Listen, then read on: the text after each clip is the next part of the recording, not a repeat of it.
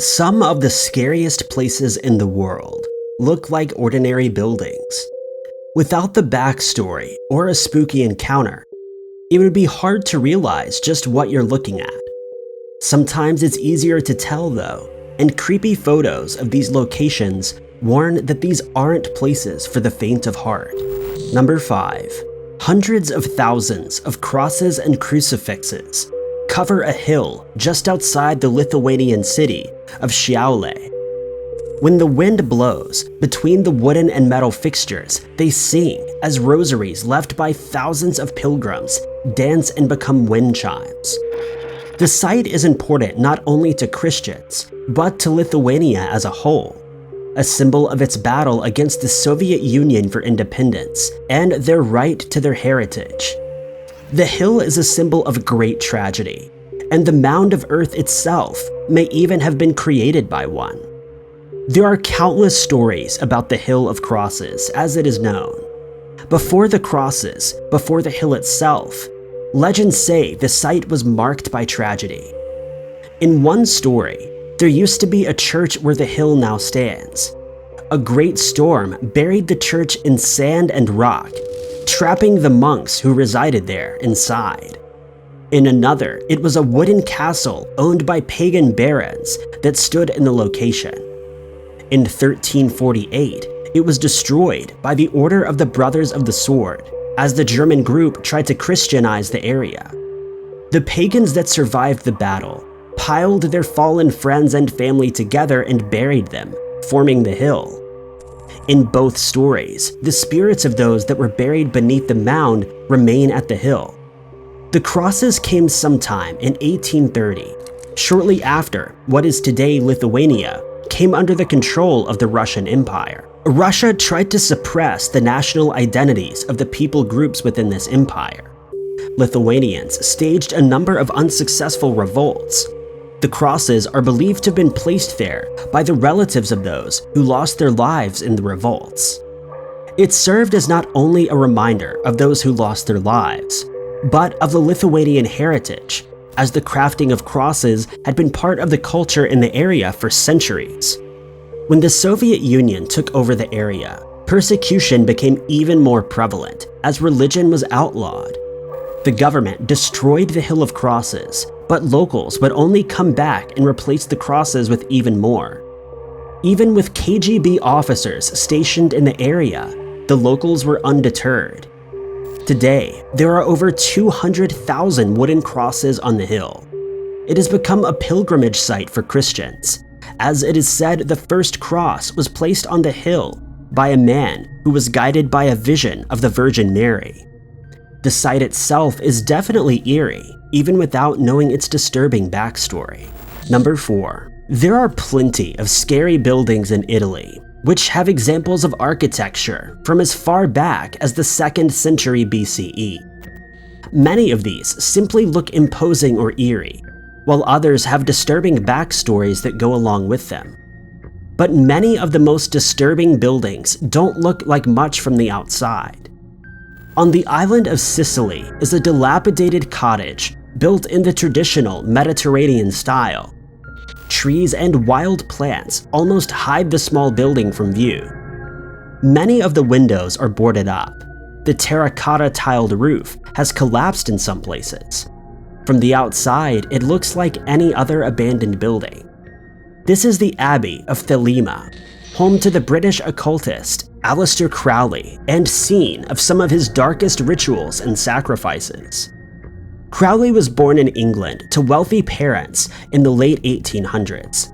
He rebelled against his Christian upbringing, traveled the world, and compiled his own philosophy to create a religion that he would call Thelema. At its core, the religion preached following one's own will. It included a number of pagan gods, including the Egyptian sun god, and Crowley believed himself to be a prophet of a new age.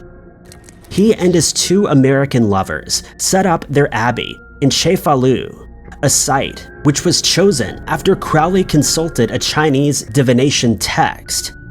The cottage would be his own private dwelling and the spiritual center of his new religion.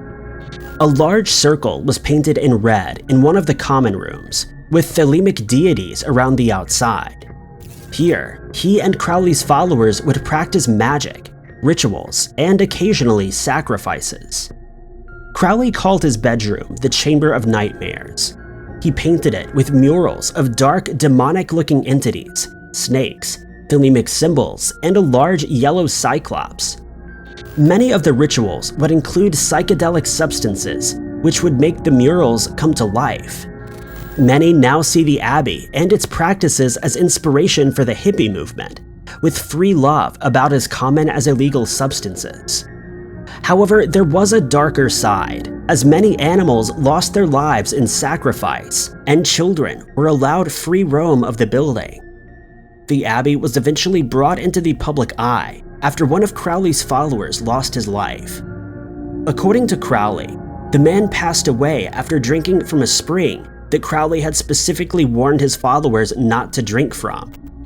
Betty May, wife of the follower and a British model, believed her husband passed away after drinking remains from a sacrificed cat. Betty told the papers in England, and the Abbey made headlines around the world. The Italian government banished Crowley from the country, and his Abbey was soon abandoned.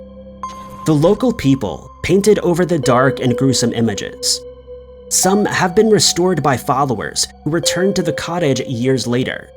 But much of the graffiti that covers the walls today comes from modern visitors. That doesn't make the pictures of the site any less disturbing, though. Number 3. It can be hard to imagine the modern world without humans. Most of the more famous abandoned sites, while eerie themselves, weren't big population centers to begin with. It's hard to imagine an area as densely populated as Tokyo, completely abandoned by humans and taken over by nature. Which is why Hashima Island is so disturbing. Eerie pictures taken from within the concrete walls of the island are a small insight into what major cities would look like decades after humans have left them behind. Once state-of-the-art apartments have become run down, walls have crumbled, and nature has taken over. The island itself has a dark and eerie history. Hashima Island is otherwise known as Gunkenjima, which roughly translates to Warship Island. And from a boat approaching the island or a helicopter hovering above, it's easy to see why it's been given the name. Everything from the shape of the island to the positioning of the buildings makes it resemble a battleship. Though only about 16 acres in size, the little island played a major part in Japan's Industrial Revolution. Coal was found on the island, and in 1890, the Mitsubishi Company purchased the island to exploit the natural resources. Between 1887 and 1974, coal mines functioned on the island. To accommodate the workers, 7-floor apartment blocks were built. They were the first large reinforced concrete buildings in Japan, and before long, living spaces were joined by schools, a hospital, and other facilities on the island's growing population. At one point, more than 5,200 people lived on the island.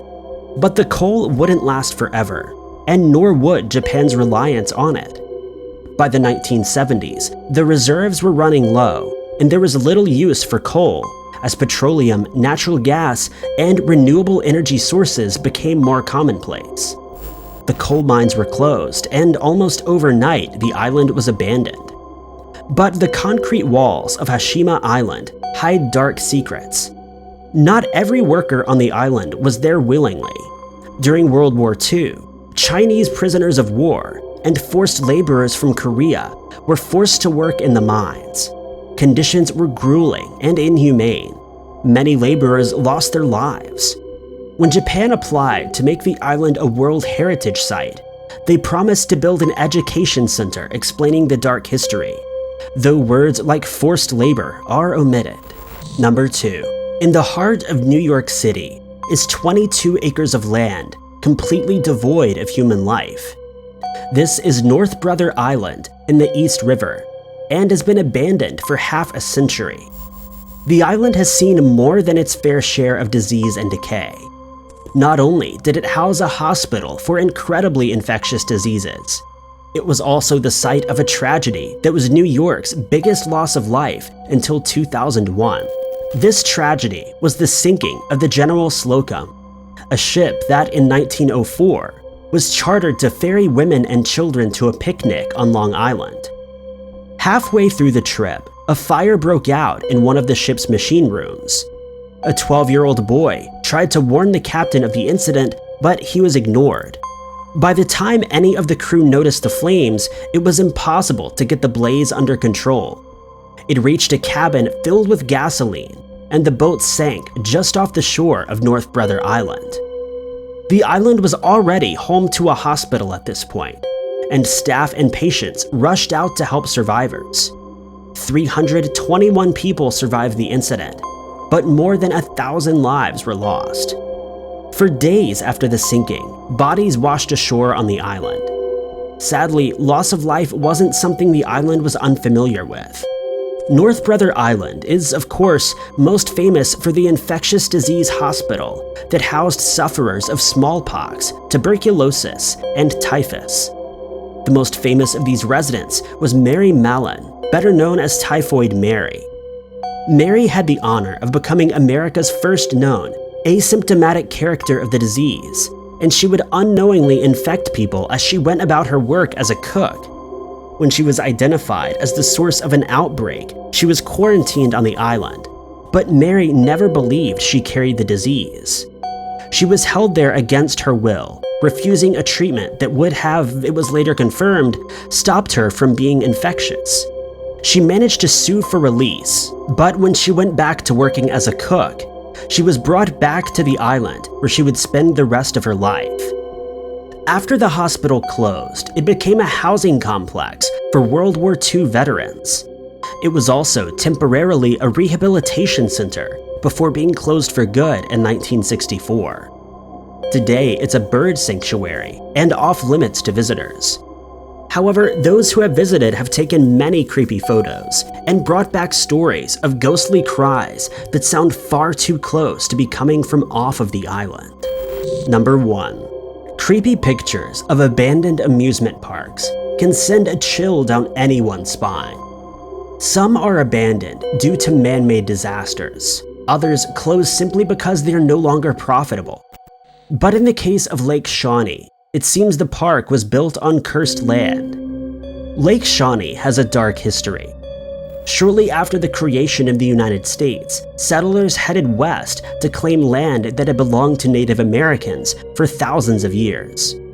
One of these settlers was Mitchell Clay, who established an 800-acre farm in what was then West Virginia, on the edge of Lake Shawnee.